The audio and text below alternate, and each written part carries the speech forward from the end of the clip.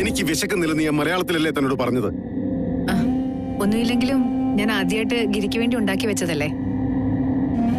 എത്ര വിശപ്പില്ലെങ്കിലും ഒരല്പമെങ്കിലും ജസ്റ്റ് ഒന്ന് രുചിച്ചു നോക്കാനെങ്കിലും. നീ ഉണ്ടാക്കിയാണെന്ന് വെച്ച വേണ്ടെങ്കിലും ഞാൻ കഴിക്കണോ? ഇത് എവിടുത്തെ മര്യാദയാടോ? മനുഷ്യനെ ഒരു പേഴ്സണൽ സ്പേസ് ഉണ്ട് സുമിത. Please respect that. ഒരാൾ ഒരു കാര്യം വേണ്ടാന്ന് പറഞ്ഞാൽ പിന്നെ എന്തിനാ നിർബന്ധിക്കുന്നത്? This is so annoying. പാചകം ചെയ്യാൻ ഇയാളോട് ആരാ അടുക്കള കയറാൻ പറഞ്ഞത്? ഞാൻ പറഞ്ഞോ? അല്ല, അത് പിന്നെ സ്നേഹ പറഞ്ഞോണ്ടാ. അങ്ങനെ സ്നേഹ പറഞ്ഞതിന് തുള്ളാൻ നിൽക്കേണ്ട കാര്യം എന്താ? ഇനി എന്തു തന്നെ ആയാലും എന്റെ തലയിൽ കയറി നിരങ്ങാൻ വരണ്ട. മനുഷ്യരുടെ തലയ്ക്ക് ഭ്രാന്ത് പിടിച്ച് നിൽക്കുക. അപ്പോഴാ ഭാര്യ ചമയാൻ വരുന്നത്. ആകാശുണ്ടാക്കി വെച്ച തലവേദന ഒരു വശത്ത്, അതിന്റെ പേരിൽ നിതീഷാണെങ്കിൽ ഇപ്പൊ എന്നോട് പിണങ്ങി നടക്കുക. ഓഫീസിൽ ഒരുത്തിന് 25 കോടി രൂപയുടെ തട്ടിപ്പാണ് നടത്തിയത്. അതെല്ലാം കണ്ടും കേട്ടും മനുഷ്യർ ഭ്രാന്ത് കയറി നിൽക്കുക. അത് കിടക്കാം അവളുടെ ഒരു ചിക്കൻ കറി. ഭക്ഷണം വേണ്ടെങ്കിൽ വേണ്ട, അതിനെത്തന്നെ ഇങ്ങനെ തൊണ്ട കീറുന്നത്. നിങ്ങൾക്ക് വേണ്ടി ഇതൊക്കെ ഉണ്ടാക്കി വെച്ച് കാത്തിരുന്നു എന്നുള്ള ഒരു അപരാധം മാത്രമേ ഞാൻ ചെയ്തിട്ടുള്ളൂ. ഓഫീസിൽ ഇത്രയും വലിയ പ്രശ്നങ്ങളുള്ള കാര്യം എനിക്കറിയില്ലായിരുന്നു. ഇത് ഞാൻ എങ്ങനെ അറിയാനാണ്? അതെ, എന്നോട് കാര്യങ്ങൾ സമാധാനമായിട്ട് പറഞ്ഞാലേ എനിക്ക് മനസ്സിലാവില്ലേ? പൊട്ടിത്തെറിക്കാതെയും ചാടിക്കടിക്കാതെയും എന്തെങ്കിലും കാര്യം പറഞ്ഞാൽ മനസ്സിലാവുന്ന ഒരാൾ തന്നെയാ ഞാൻ. ദാമോദരേട്ടാ. എന്താ മേഡം? മേഡം, അതെ, ഈ ആഹാര സാധനങ്ങളെല്ലാം എടുത്ത് പാക്ക് ചെയ്തേരെ. ഏതെങ്കിലും അനാഥാലയത്തിൽ കൊണ്ടുപോയി കൊടുക്കാം. അവിടുത്തെ സാധുക്കുട്ടികൾക്ക് ഒരു നേരത്തെ വിശപ്പെങ്കിലും മാറുമല്ലോ. ഭക്ഷണം പാഴാക്കുന്നതിനോട് എനിക്കൊരു അനുകൂല അഭിപ്രായവും ഇല്ല. ചേട്ടനെടുത്തോ.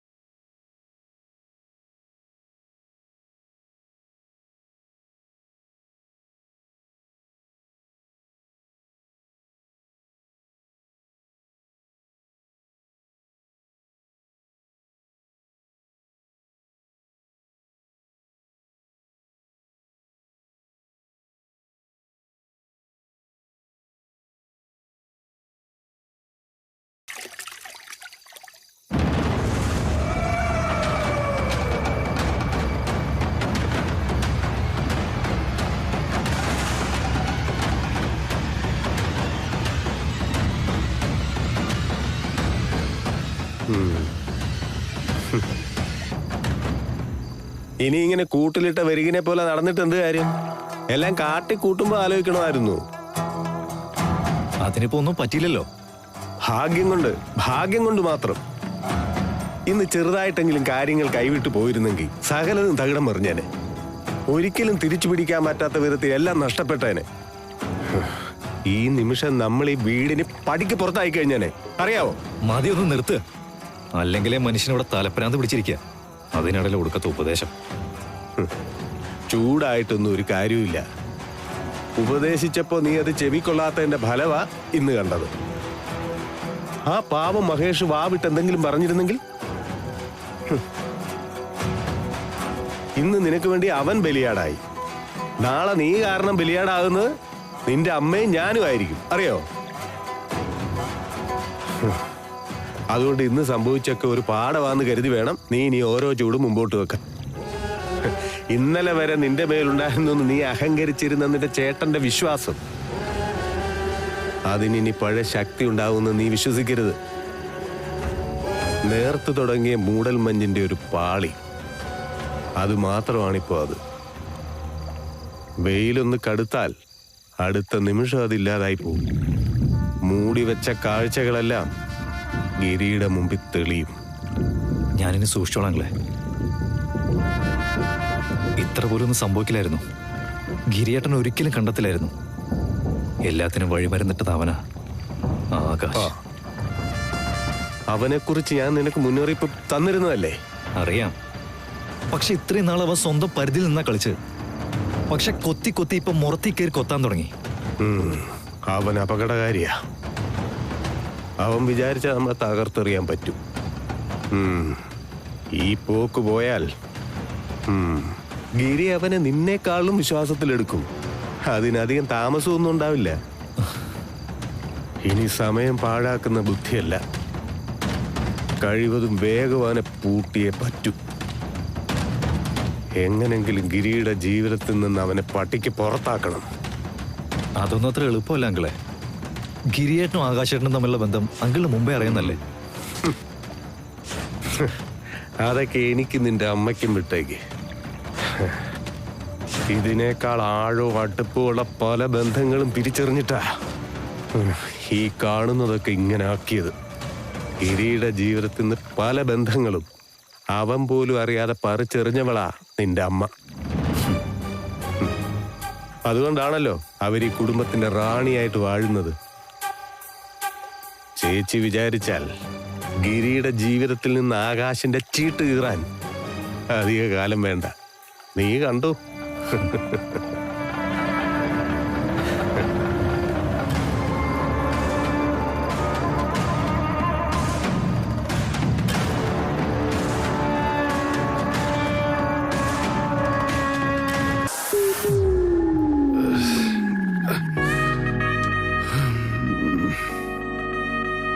അത്താഴപ്രശ്നി കിടക്കാൻ പാടില്ലെന്ന് അച്ഛമ്മ എപ്പോഴും പറയുന്നതാ. എന്തെങ്കിലും ചെറുതായിട്ടെങ്കിലും കഴിക്കേണ്ടതായിരുന്നു.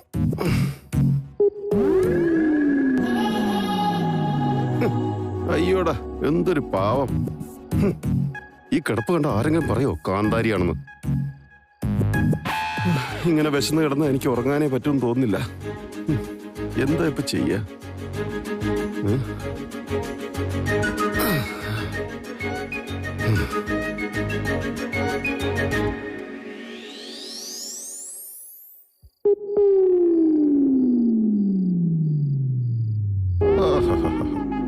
എപ്പോഴും ഇവളിതുപോലെ വായടച്ചു വെച്ച് മിണ്ടാതിരുന്നെങ്കിൽ ഇവിടെ എത്ര നല്ലതായിരുന്നു. വയറ് കത്തിയിട്ട് വയ്യ.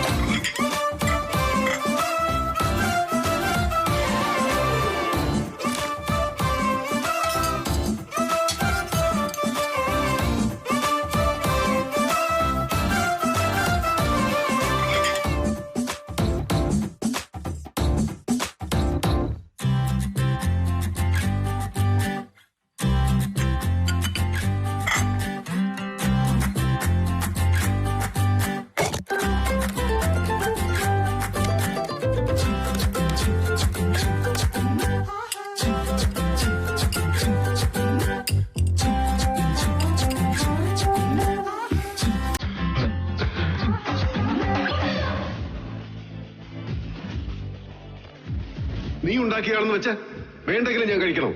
ഇത് എവിടുത്തെ മര്യാദയാണോ?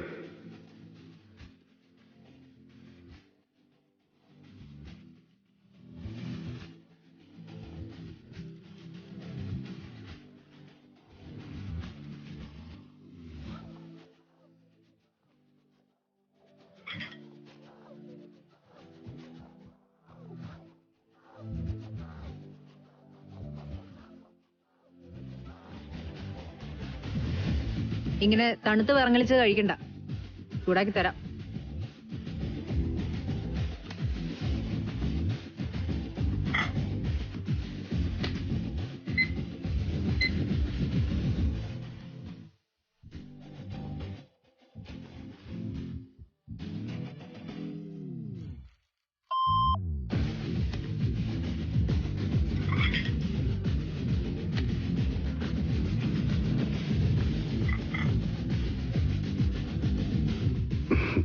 സോറി.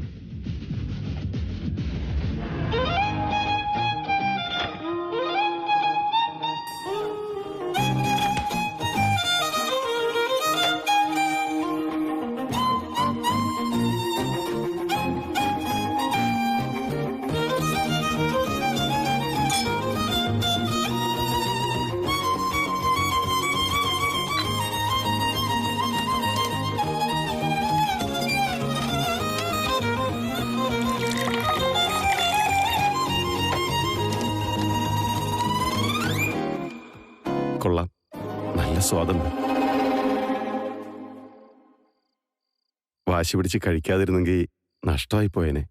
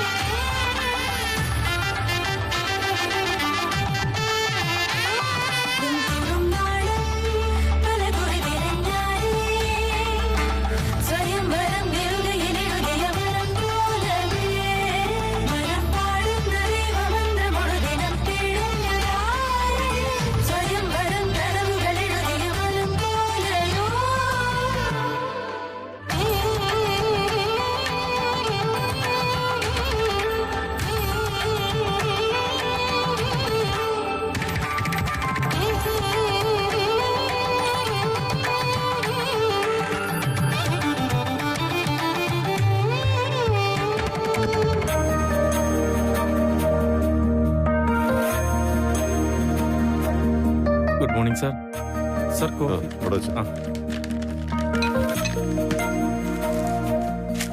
എന്താ ദാമോദരേട്ടാ ഇത്? സാറിന്റെ പെട്ടി അത് മനസ്സിലായി. എന്തിനാ ഇതിപ്പോ? ഞാൻ എവിടെയും പോകുന്നില്ലല്ലോ. ഉണ്ടെന്ന് പറഞ്ഞു, അതുകൊണ്ടല്ലേ ഞാൻ പെട്ടി പാക്ക് ചെയ്തത്. What nonsense! ആര് പറഞ്ഞു? എപ്പ പറഞ്ഞു? നിങ്ങൾക്ക് എന്താ ദാമോദരേട്ടാ പറ്റിയത്? പറഞ്ഞത് നീയല്ല, ഞാനാ. മഞ്ചാടി കുന്നിലുള്ള നമ്മുടെ തറവാട്ടമ്പലത്തിൽ പോയിട്ടേ ചില പൂജകളും നേർച്ചകളൊക്കെ ചെയ്യാനുണ്ട്. അതിന് ഞാൻ എന്തിനാ അച്ഛമ്മയെ വരുന്നത്? വണ്ടിയും ഡ്രൈവറും ഉണ്ടല്ലോ. അമ്മയോ നവ്യെ കൂട്ടി അച്ഛമ്മയ്ക്ക് പോയി വന്നൂടെ? അതെ, ഞങ്ങളാരും ചെയ്യേണ്ട കാര്യങ്ങളല്ല, നിന്റെ കല്യാണമായിട്ട് ബന്ധപ്പെട്ട പൂജകളാ. അതിന് നീയും സുമിതയും ഒരുമിച്ച് വേണം പോയി നടത്താൻ. ഞാനും സുമിതയും പോവാൻ? പിന്നല്ലാതെ 2 ദിവസത്തെ യാത്ര. ഏയ്, അതൊന്നും നടക്കുന്ന കാര്യമല്ല അച്ഛമ്മേ. ഒന്ന് വെറുതെ ഇരുന്നേ. ഒന്നാമത് ഈ പറയുന്ന സ്ഥലം എവിടെയാണെന്ന് വെച്ചിട്ടാ. അത്രയും ദൂരം ഇപ്പൊ എന്തായാലും പോകാൻ ഞാൻ ഉദ്ദേശിക്കുന്നില്ല. ദൂരെ നോക്കിയിട്ടൊന്നും ഒരു കാര്യമില്ല. ഒരു 2 ദിവസം ഇതിനു വേണ്ടി മാറ്റിവെച്ചേ പറ്റൂ. എടാ, നമ്മുടെ കുടുംബത്തിലെ പരദേവതകൾ കുടിയിരിക്കുന്ന സ്ഥലം അത്. നിന്റെ അച്ഛൻ എല്ലാ മലയാള മാസം 1-ാം തീയതി പോയി തൊഴുന്ന അമ്പലാത്. അതിന്റെ ഐശ്വര്യായി കാണുന്നതൊക്കെ. അത്രടം ചെന്ന് തൊഴുതു വന്നാലേ അതിന്റെ ഐശ്വര്യം നിന്റെ ജീവിതത്തിൽ എന്തായാലും ഉണ്ടാകും. അച്ഛമ്മ എന്തൊക്കെ പറഞ്ഞാലും ശരി, ഇന്നിനി ഈ യാത്ര നടക്കില്ല. അത്രയ്ക്ക് നിർബന്ധമാണെങ്കിൽ ഏതെങ്കിലും ശനിയാഴ്ചയോ ഞായറാഴ്ചയോ ആവട്ടെ, നോക്കാം. നിന്റെ അച്ഛമ്മയാണ് ഞാനെങ്കിൽ ഞാൻ പറയുന്നത് നീ അനുസരിക്കും. എടാ, സ്വന്തം ജീവിതത്തിന് ഇത്രയും പ്രാധാന്യം കൊടുക്കാത്ത ഒരാളെ ഞാൻ വേറെ കണ്ടിട്ടേ ഇല്ല. നിന്റെയും നിന്റെ ഭാര്യയുടെയും നല്ലതിനാ ഞാൻ പറയുന്നത്. അച്ഛമ്മേ, വേറൊന്നും കൊണ്ടും അല്ല ഞാൻ ഈ പറയുന്നത്. ഓഫീസിൽ നിന്ന് ക്ലയന്റ് മീറ്റിംഗും കാര്യങ്ങളും ഒക്കെ ഉള്ള ദിവസമാ. അതൊന്നും മാറ്റിവെക്കാവുന്നതല്ല. വേണ്ട, മാറ്റിവെക്കാൻ ഞാൻ പറഞ്ഞില്ലല്ലോ. അതൊക്കെ ആകാശം നോക്കിക്കോളും. എടാ, നീ വേറൊരുത്തന്റെ ശമ്പളക്കാരനായിരുന്നെങ്കിലേ നീ പറയുന്ന ന്യായങ്ങളൊക്കെ ഞാൻ സമ്മതിച്ചു തന്നേനെ. സ്വന്തം കമ്പനിന്ന് 2 ദിവസം മാറി നിൽക്കാൻ നിനക്ക് സ്വാതന്ത്ര്യം ഇല്ലാന്ന് പറഞ്ഞാ ഞാനത് വിശ്വസിക്കണോ? ക്ഷേത്രത്തിലും അതിനടുത്തുള്ള ഗസ്റ്റ് ഹൗസിലും ഞാൻ എല്ലാം പറഞ്ഞു വെച്ചിട്ടുണ്ട്. നീ അങ്ങോട്ട് ചെന്നാ മാത്രം മതി.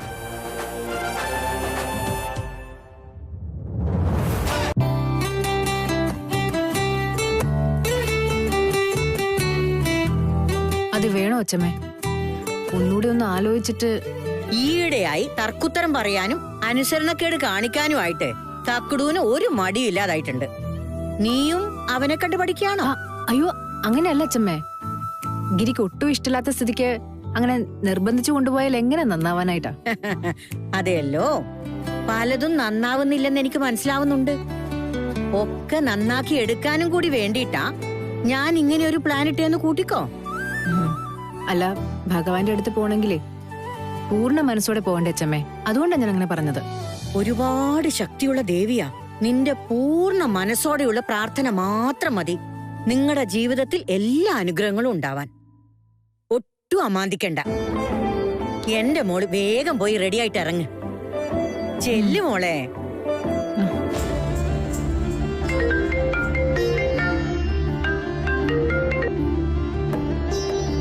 ആകാശേ, പറയടാ. ഏതുവരെ യാത്ര? ഏതുവരെ ആവാൻ, ദേ പുറപ്പെടുന്നതേ ഉള്ളൂ. എടാ, നിനക്കെന്താ ഇപ്പോഴും ഒരു താല്പര്യമില്ലാത്ത പോലെ? താല്പര്യം തോന്നാനേ ലാസ് വേഗാസിലേക്കൊന്നും അല്ലല്ലോ പോകുന്നത്. ഏതോ ഒരു ഓണം കേറാ മൂലയിലേക്കല്ലേ. ഓണം മാത്രമല്ല, വിഷുവും ഈസ്റ്ററും ക്രിസ്തുമസും ബക്രീദും ഒന്നേ അവിടെ കയറിയിട്ടില്ല. അതൊരു വനത്തിന്റെ നടുവിലുള്ള അമ്പലമാണ്, മഞ്ചാടിക്കും. അതുകൊണ്ട് തന്നെ ആ സ്ഥലത്തിനൊരു പ്രത്യേക തരം ഭംഗിയുണ്ടാവും. ശരിയാ, പ്രത്യേകത ഉണ്ടാവും. അവിടെ ഇവിടെ കിട്ടുന്ന പോലെ നെറ്റൊന്നും കിട്ടില്ലല്ലോ. അതാ ഇപ്പൊ എന്റെ ടെൻഷൻ. അത് കൊള്ളാം. എടാ, നിങ്ങൾ ഭാര്യയും ഭർത്താവും കൂടി അമ്പലത്തിൽ തൊഴാൻ പോകുമ്പോ എന്തിനാടാ നെറ്റ്? എടാ, അവിടെ ചെന്നിട്ടേ എന്തെങ്കിലും ഒരു ഓഫീസ് വർക്ക് ചെയ്യാനുണ്ടെങ്കിൽ പിന്നെ എങ്ങനെയാ?